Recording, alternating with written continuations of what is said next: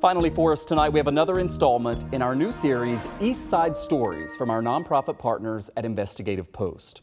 5 library branches have shut down in East Buffalo over the past 20 years, possibly pushing readers to local bookstores. Problem is, there aren't many.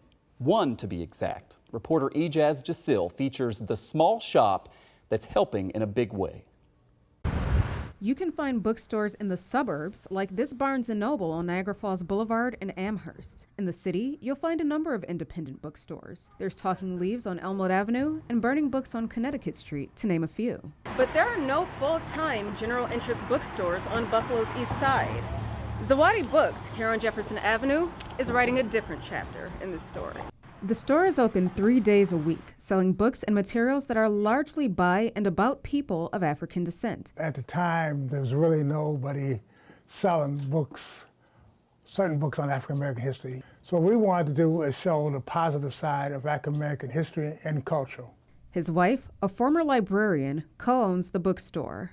The community appreciates the fact that we are here. Even more so because the closing of 5 library branches in the early 2000s means East Side residents have reduced access to books. And when economic segregation occurs, which is also coupled, of course, with racial segregation, you will often find a very limited access to books. The impact of library closures continues. It does still cause some hardship when you talk about young kids who cannot come unaccompanied, or elders, who would have trouble walking any distance to get there.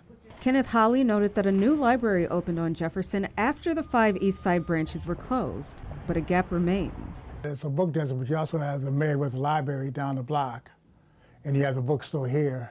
But that's just one part of the East Side. On the other parts of the East Side, there's nothing.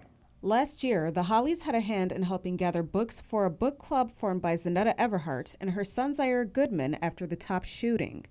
Everhart agrees that books are essential in helping educate children and adults alike.